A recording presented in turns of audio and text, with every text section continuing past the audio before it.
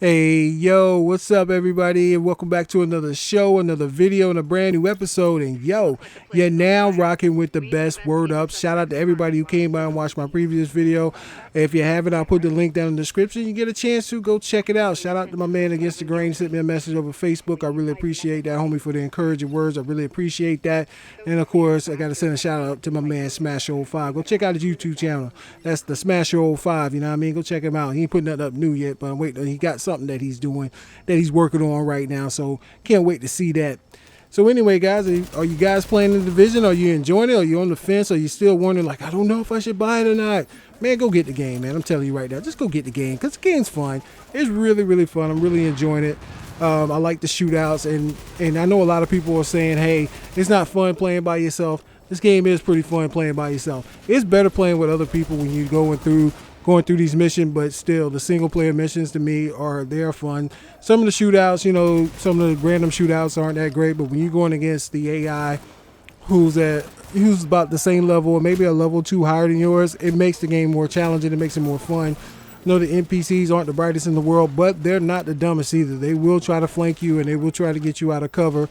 And so it's really important when you get, to understand the type of weapons you have and what type of enemies that you're running up against. And one thing I've learned about this game since I've been playing it is really, really important to pay attention to your stats.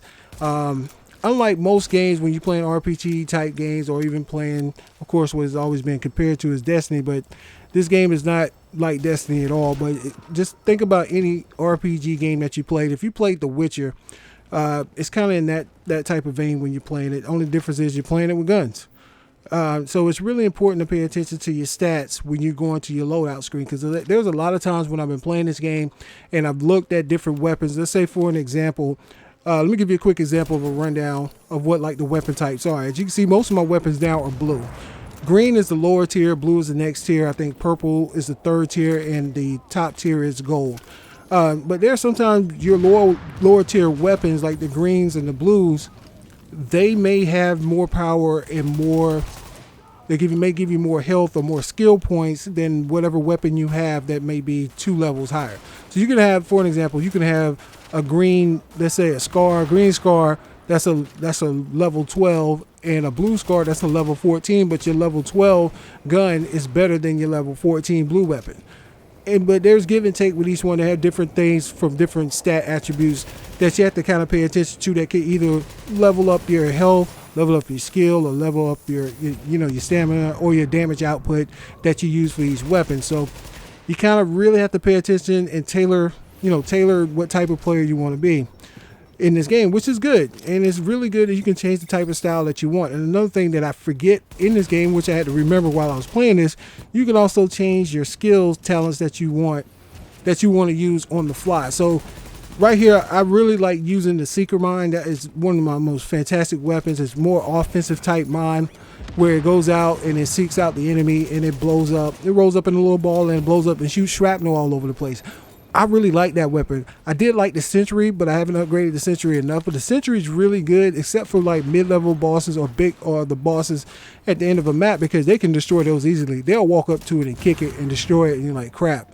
So you kind of strategically have to place it somewhere. But the Sentry gun is pretty good because it can suppress your enemies, especially when you're playing by yourself. And when you're playing by yourself, you may need some suppression to get the enemies to focus on that, so you can go around and take them out. So it all depends on what your play style is and what you like to do. Now, another thing with this game, I do like playing. They say single player is not that great. Single player is great to me. I'm enjoying it. There's sometimes I want to play this game, I just want to play by myself. I don't want to play with anybody else. It's a lot more enjoyable, of course, if you're playing with somebody else, with a team, and that way you kind of coordinate what you want to do and how you want to take out your enemies, and that is fun too as well when you're doing co-op. But overall, man, like I said, man, this game is fun to me. It's fun getting all the loot, and it's fun going through and just destroying the AI and just moving forward in the story. The story to me is pretty compelling. Of course, with the smallpox epidemic, sorry, spoiler alert or what have you, of how this world has become, isolated, desolated, and pretty much war torn. And that's one of the coolest things about this game that I really do like, is the atmosphere of this game. And I know I talked about it before and kind of mentioned it a little bit, but just seeing how people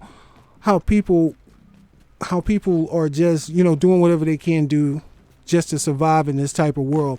And if you've ever been to New York City, it's kind of weird because I used to live in Brooklyn, and I remember I used to go down to Manhattan all the time when I was a kid, when my mom used to work in the Twin Towers, so we used to have lunch together down there all the time. So, and I remember being down there on 34th Street where they got Madison Square Garden and all that stuff like that. I'll tell y'all some stories about that later on. But if you ever been to New York City, or if you've seen pictures of New York City on the, like in movies or things like that, you know it's a bustling city. There's always people walking through the city. It's always, especially during the daytime, it's just a ton of people walking through that city.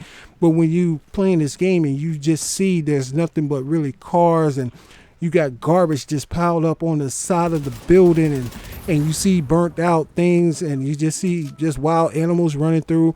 And of course, the most important thing that's always in New York City are those damn sewer rats, and they're all over the city too as well. But to see and listen to some of the conversations that these people are having, and having some of the people come up to you and just begging you for water or begging you for some health or some food, it makes me feel like, wow, man, I feel bad for these people, but I know this is just a video game. But to listen to some of these NPC stories, and I had one guy, he was talking to his old lady in this game, and he was contemplating suicide. He's like, yo, there's no more hope. There's no hope left. There's no hope left in this world. Why am I even here? And she's trying to convince him not to commit suicide, that he still got a family and things like that. And it's pretty amazing. I mean, just going through the city and just walking through the city and just listening to the people and their desperation and how they want to live, and how they want things to go back to where it was. And they have to do what they have to do to survive, just to live. And then also walking through the city, when you see, of course, the weather effects and the day and night cycle, which is great. You also have people walk up to you, civilians that'll walk to you and ask you for help, like I mentioned before, but they're speaking different languages. I ran into somebody who was speaking Chinese, ran into somebody who was speaking Spanish. And I thought that was fascinating. That's just the nice little touches that they put in this game. And that's one of the things that make this game so enthralling to me and so engrossing to me. I mean, outside, of course, the shooting and the killing. But even with these guys that we're going up against here, against the cleaners, as you see in this video, the guys with the flamethrowers, they think what they're doing is right, too, as well. They're trying to heal the city by burning the corpse. They know if they burn the corpse, they get rid of the virus. So you got two different factions that's going on. One think is the right way, and of course on our end we think that we're doing the right thing. So it's amazing to think, what if the situation really happened to us in the US? I said, we have been so fortunate and so blessed as a country that we have a lot of problems here, but we don't have to deal with this.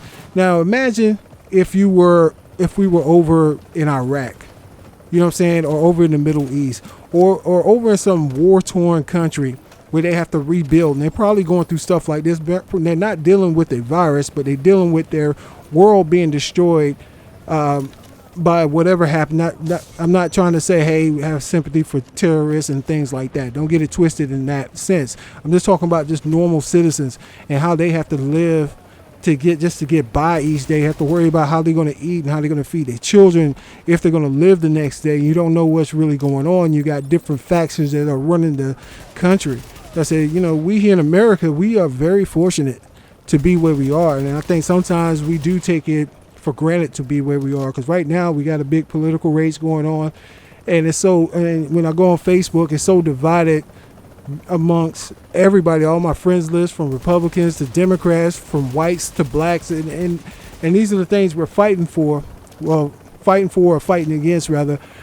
But these are things that are happening in our country that we get to still get up the next day, go to work, and still be able to live our lives no matter who ended up becoming president. And fortunately right now we don't have to deal with that. But I just thank God that we don't have to go through this. What this scenario is portraying, what could happen in New York City, because the whole city is just broken down, and it's just almost like people are living without any kind of hope and don't know what's going to happen next. And so anyway, enough doom and gloom in this video. So anyway, give me your thoughts on the Division, man. Again, nobody's not really saying anything. I hope you guys get this game. I hope you play it. I hope that you really like it. But anyway, it's your boy King Bean, and I'll holler at you dudes later, man. One love. Peace.